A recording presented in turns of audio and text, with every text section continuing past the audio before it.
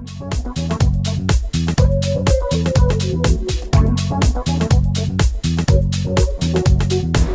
ready to roll. Here we are, tasting wine with Dave again.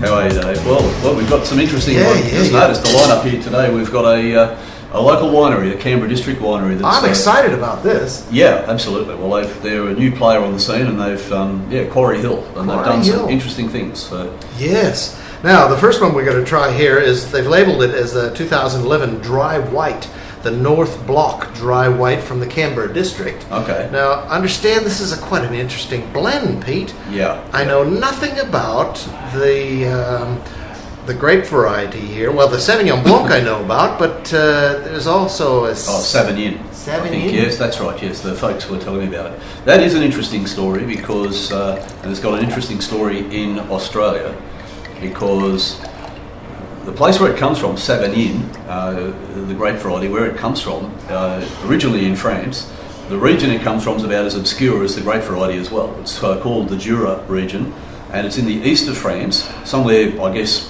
for people who know the map of France, perhaps you might say, between Burgundy and Switzerland, for argument's sake, and below Alsace. But it's not a region that we know much about at all in Australia. The grape Sauvignon, the reason we've got it is because the CSIRO messed up the plans of our grape growers who thought they were getting the Spanish grape, Albarino. Albarino is a very sexy grape. It's one that's served in wine bars all over Sydney and Melbourne, and people liked it. And a lot of Australian grape growers and winemakers thought, okay, well, we can do something with that grape, so we'll get hold of some of that. That'll be a marketing opportunity for us. Albarino, nice wine. We can make something interesting, somewhere between Sauvignon Blanc and a Riesling, all that sort of stuff. And lo and behold, they then found out when a Spanish, fellow came along, checked out the grapevines and said, hang on, that stuff you're calling Albarino, that's not Albarino.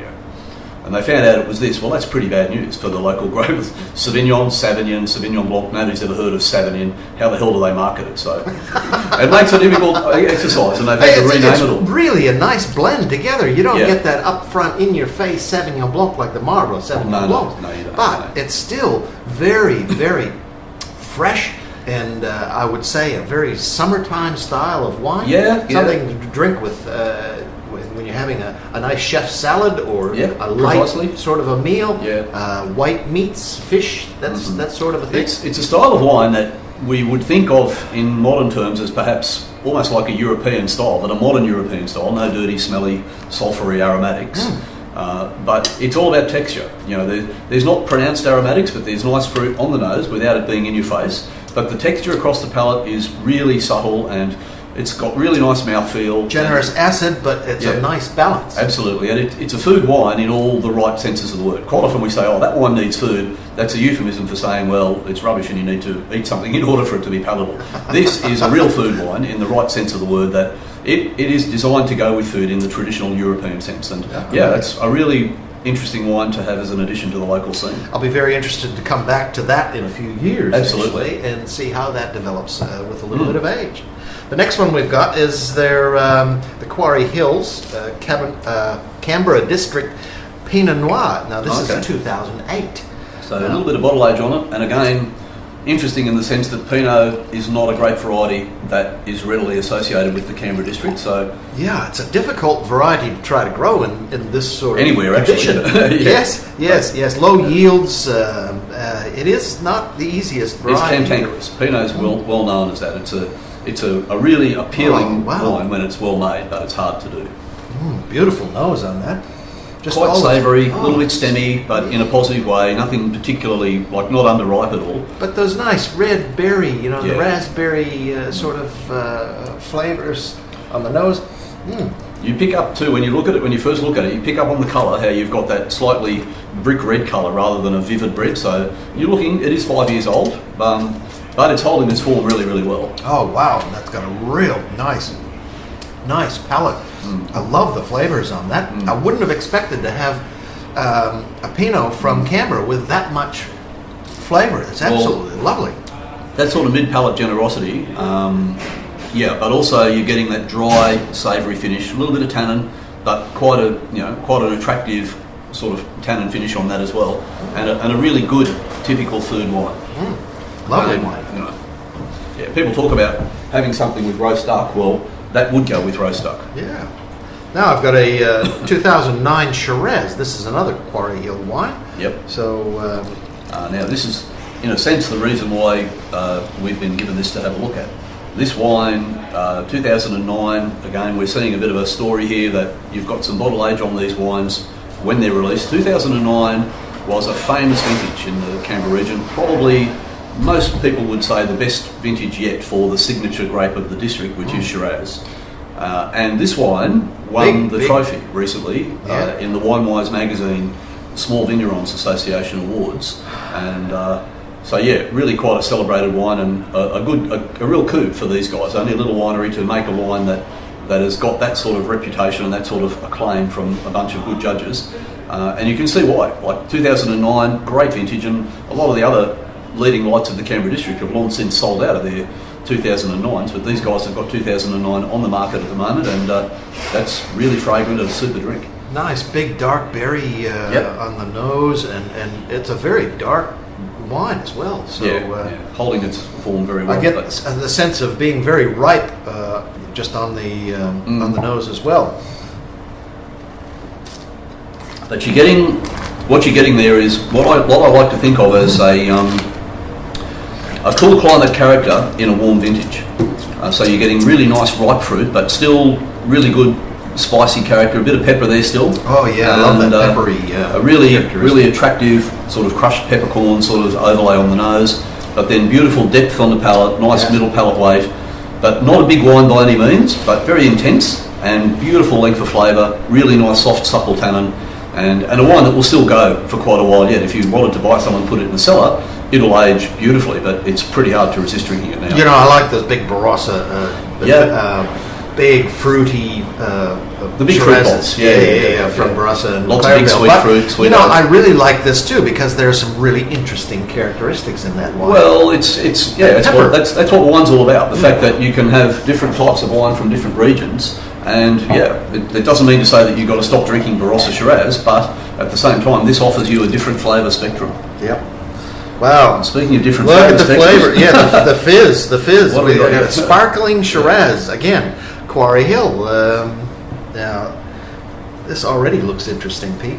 Well, you don't often see sparkling red from cooler climate regions.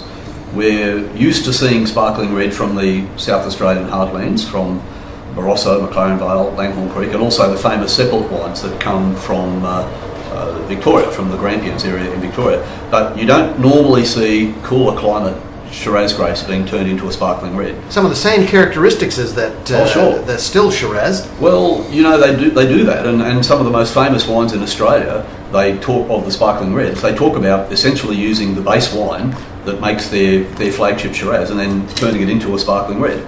The E&E Black Pepper Shiraz, for example, you've got a table wine which is famous. It sells for the best part of $100. They make a sparkling red from exactly the same fruit, but it sells for only $50 or $60. But it's the same wine, so that's the sort of character you're going to get here. It livens up the mouthfeel when you get that fizz in your mouth. Yeah. It's just great, Pete. And I could imagine this would really go well with a duck. Mm-hmm. With that sort of meat, I think that they would complement one another. But I get some of the same characteristics. I get that pepperiness. You do? Yep. In that. But it seems like the fruit, because of the fizz, just is a little bit more what vintage lively. This has got a little bit of age on it too, I think. They usually hold them back. Oh yeah, 2006. So you're looking at something that's 7 years old, but the sparkling red style lends itself to that type of situation. And again, what a lot of people don't tend to realise with sparkling red is it is a food wine, and it's best served with a main course. You don't go drinking this as a rule before dinner. Like, it's not something you would treat as a champagne style. It's something you would actually say, okay, yes, it's a red wine, but it happens to have bubbles in it. You could be having that with your roast lamb, or as you said, with duck. Like, no problem whatsoever. But you want to be having a wine like that with your main course. Absolutely lovely. Yep. Fantastic.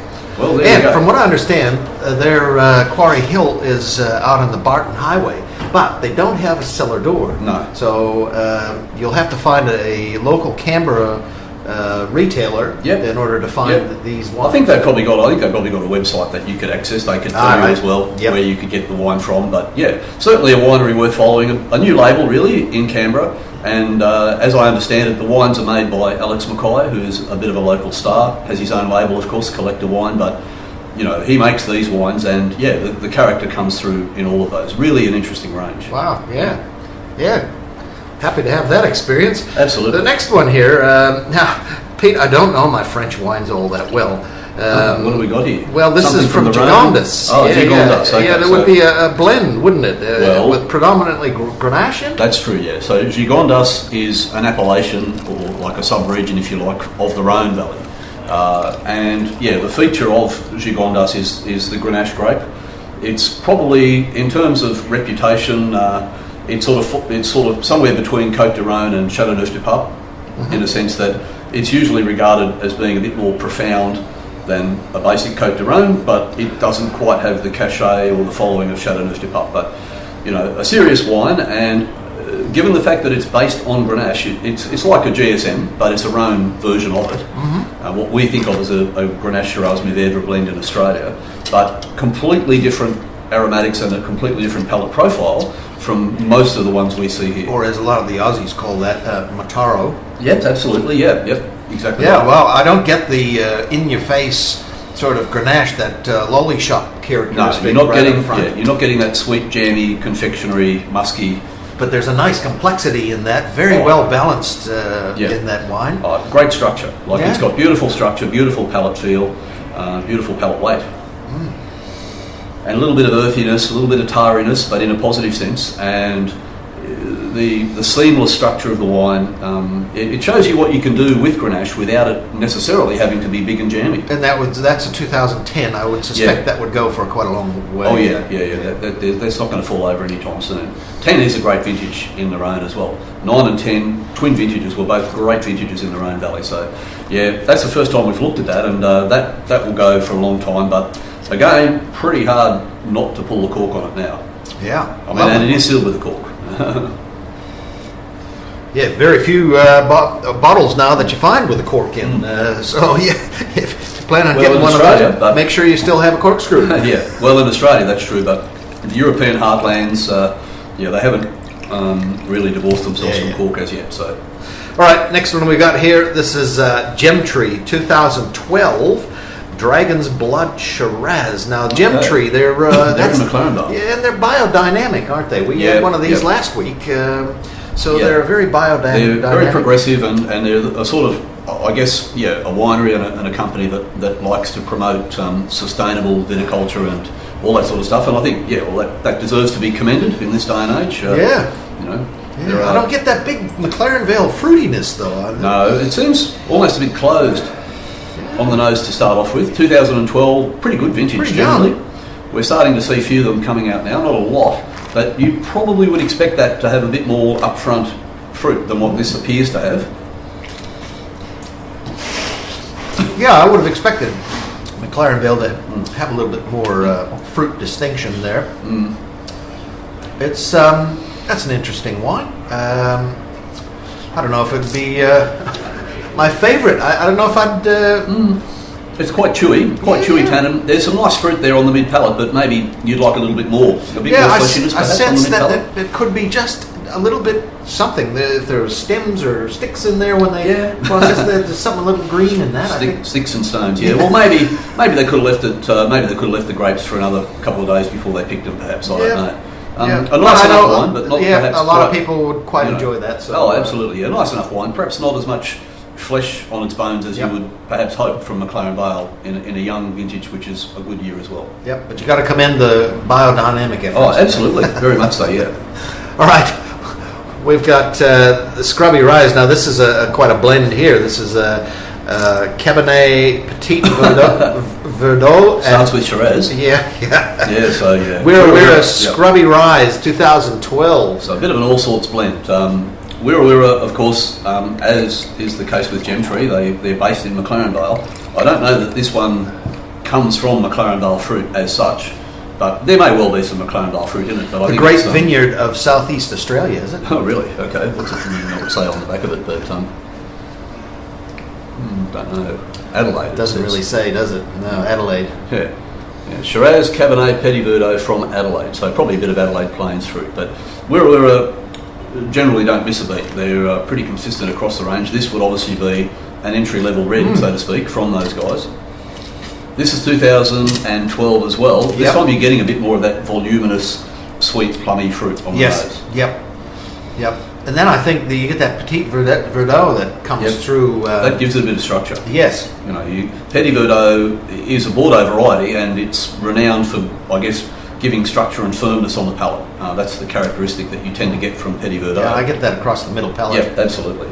Again, great barbecue wine, I reckon. Mm-hmm. Go good with a sausage and okay with a steak. So, not a bad wine. No, very, very good. Last on our list here, Pete. Now, this one, I went out and bought a bottle of this on Monday to go with my meal. I thought that's a recommendation. You spent your own money on it. I did. This is the Wolf Lass Yellow Label Cabernet Sauvignon. Right. Now, this is a 2012 vintage, but I gotta say, when I tried it with my meal on Monday, I thought, wow, it's so consistent. Well, they've been doing this for so long, haven't they? They have indeed. In fact, it's a little known, I guess, fact of life, if you like, that the very first wine to come out under the Wolf Lass label was in the late 1960s. It was a yellow label. Right. So yellow label is the first wine that came out with a Wolf Lass label on it. I think from memory, 66 or 67 was the vintage. And it's safe to say that the way that wine was made would be different from the way this wine was made.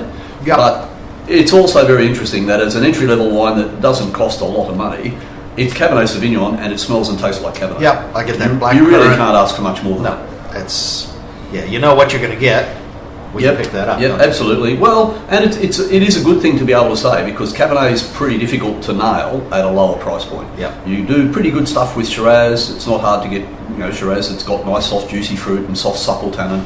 Cabernet is a bit of a difficult taskmaster in that respect, and you've normally got to pay a bit more money to get a good Cabernet. But these guys, that's drinkable, it's approachable, and it smells and tastes like Cabernet. I mean, that's a good drink. Can't ask for any more? No, not really. Certainly not at the sort of money that sells for. No. Absolutely right. Okay, well that's great. That ends the wines for today again. Thanks, so we'll see you again next week, Pete. We will. Thanks, Dave. Thanks.